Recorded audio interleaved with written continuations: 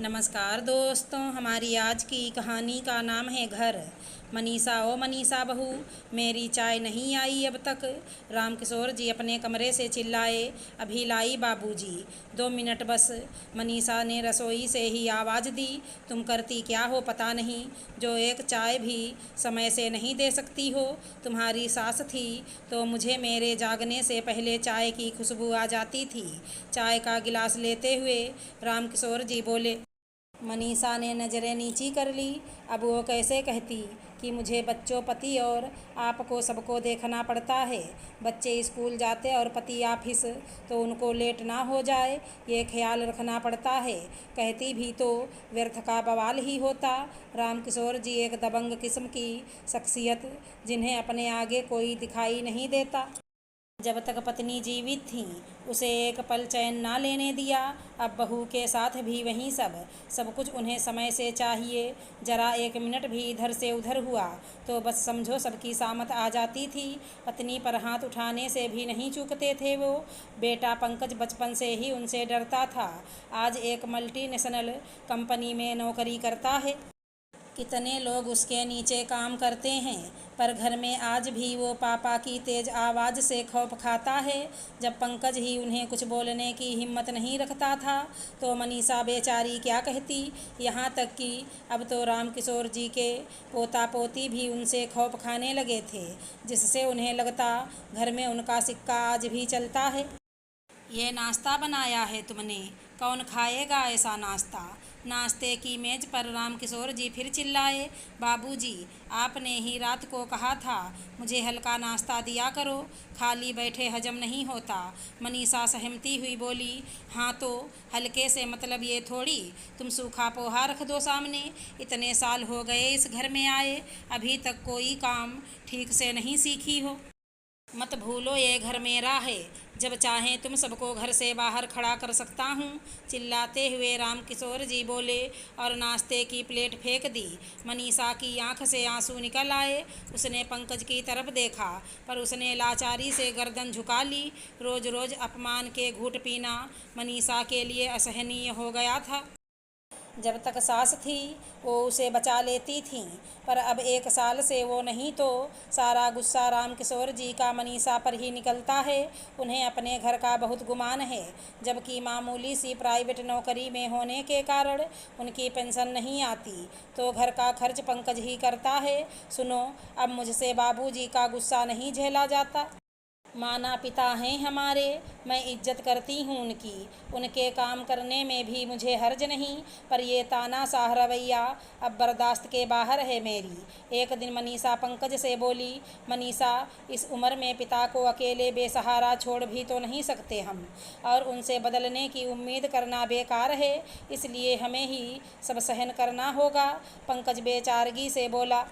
पर कब तक पंकज, मनीषा ने पूछा। नहीं जानता मनीषा, अभी सो जाओ प्लीज़, फिर सुबह लेट हुआ उठने में तो बेवजह बवाल होगा। ये बोल पंकज लेट गया। ये क्या बहू, तुमने मेरी सफ़ेद कमीज़ नहीं धोई। सुबह नहाने के बाद रामकिशोर जी चिल्लाए। ओ बाबूजी, मशीन ख़राब हो गई थी, कल ही ठीक हुई है, आज धो दूँगी। मनीषा बोली। मशीन ख़राब हो गई थी तो हाथ तो थे, या वो भी टूट गए। पहले कौन सा मशीन हुआ करती थी, तब भी कपड़े धुलते थे ना, पर आजकल की बहुओं से तो कोई काम नहीं होता हाथ से, सारा दिन बस आराम करवा लो। रामकिशोर जी दहाड़े। बाबूजी, सारा दिन काम ही करती हूँ, एक पैर पर खड़ी रहती आपकी सेवा में, फिर भी सिर्फ सुनने को ही मिलता है। आप दूसरी कमीज भी तो पहन सकते हैं आज। मनीषा जाने आज कैसे बोल बैठी, पर मनीषा के इतना बोलते ही पंकज और बच्चे भी खौफ में आ गए। मुझसे जुबान लड़ाती है, जानती नहीं जिस घर में तुम रह रहे हो वो मेरा है। ये बोल रामकिशोर जी मनीषा पर हाथ उठाने को हुए। बस पिताजी, बहुत हुआ अब तक आपकी इज्जत के कारण चुप था, पर अब हद हो गई। वो बेचारी सारा दिन बाबूजी बाबूजी करके आपका हर काम करती है, और बदले में उसे क्या मिलता है।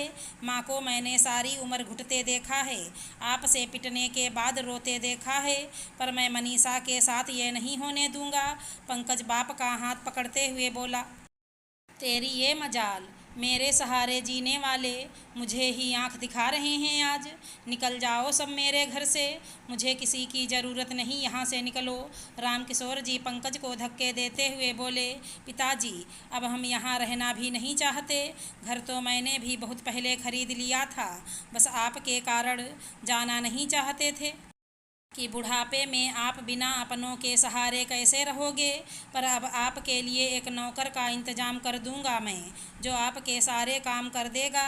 आप रहिए अपने इस घर में अकेले। और हाँ, बहू को आपने इंसान नहीं समझा, नौकर को समझ लेना, वरना वो इतना सहन नहीं करेगा। ये बोल पंकज पत्नी और बच्चों को ले सामान बांधने चल दिया अपना। नमस्कार दोस्तों, हमारी आज की कहानी का नाम है तारीफ़। आलोक जी देखो, आज 4 बच्चियां मेरे सिलाई सेंटर में एडमिशन कराने आई हैं।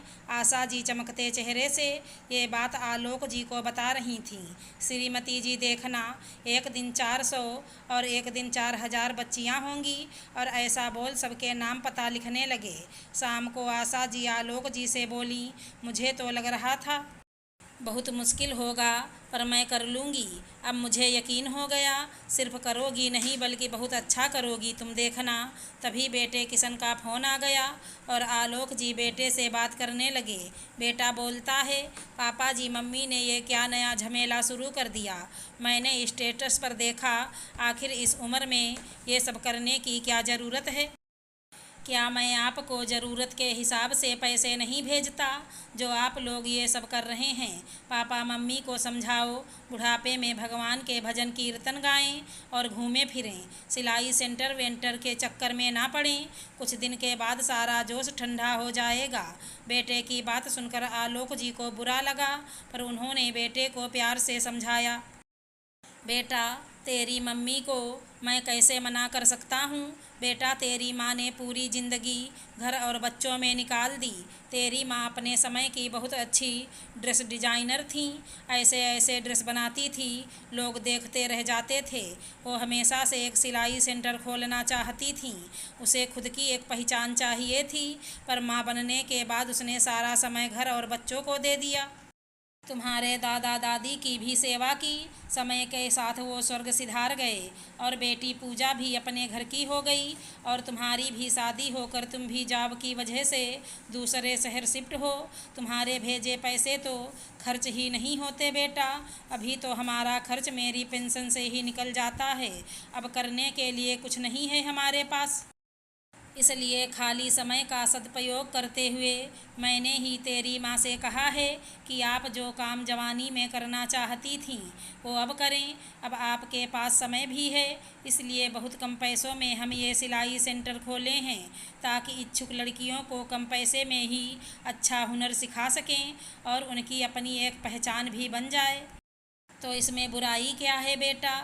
आलोक जी ने नरमी से अपनी बात कही। सॉरी पापा, मुझसे गलती हो गई, मैंने इस तरह से तो सोचा ही नहीं था। आप मम्मी को करने दो उनका काम। मुझे पता है बहुत जल्द मेरी मम्मी का आशा सिलाई सेंटर इलाके का मशहूर सिलाई सेंटर होगा और मैं जल्द ही आप लोगों से मिलने आऊँगा। फिर आशा और आलोक जी दिन रात अपने काम में मेहनत करते रहे और उनकी मेहनत रंग लाई। उनका सिलाई सेंटर धीरे धीरे मशहूर होने लगा। कुछ महीने बाद बेटा और बहू घर आए। बहू तो आते ही आशा जी से खुशी से लिपट गई और बोली, मम्मी आज जब हम लोग घर के लिए रिक्शा कर रहे थे तभी कुछ लड़कियां भी वहीं खड़ी थीं, जो कह रही थीं हमें आशा सिलाई सेंटर जाना है। और वो आपकी बहुत तारीफ़ कर रही थीं कि मैम बहुत अच्छा सिखाती हैं। और हमने भी रिक्शा वाले को बोला हमें भी आशा सिलाई सेंटर जाना है, तो रिक्शा वाला तुरंत हमको यहाँ छोड़ गया। बेटे ने भी माँ को उनके काम के लिए बधाई दी। आशा जी बहुत खुश थी, भले ही छोटी सी ही सही, पर अब उनकी अपनी खुद की एक पहचान थी। अगर हमारी कहानी पसंद आई हो तो चैनल को लाइक शेयर सब्सक्राइब करें। राधे राधे दोस्तों।